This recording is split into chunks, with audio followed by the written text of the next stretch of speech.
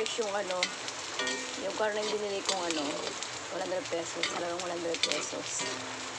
Saka bawang dahil ko nilagay sa kasili.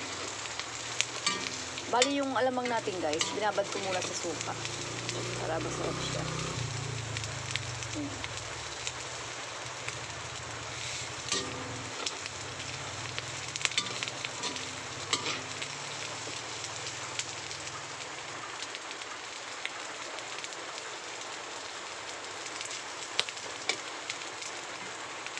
Na yung alamang, dalawang ano to, dalawang supot. Ayan.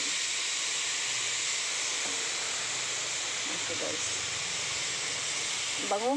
Kasi ano, nakababad kasi sa ano, sa suka. Magdamag. Kapon ko siya binabaran. Alas 10 yung gabi. Ayan. Kaya ang bango niya.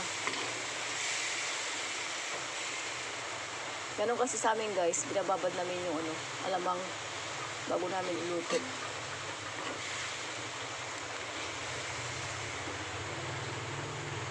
Ito guys, malapit ng ano, kumunti yung ano niya, sa baon niya. Pero lalagyan ko na siya ng ano, lalagyan ko na siya ng asukal. Ayan. Ayan siya. Ayan lang siya. Ayan, nadagdagan ko na kanina, kaso nga lang, bitin yung nilagay kong asukal. Ayan. Ayoko masyadong matamis na malang yan. Guys, luto na. Ayan. Parang inabot din ako ng ano, ng 30 minutes or 40 minutes na ganyan. Ayan. Ayan siya.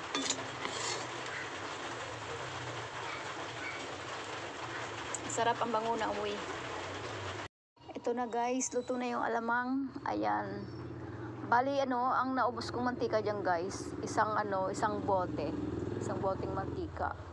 Saka yung asukal, ano, kalahating kilo na ano, na pula.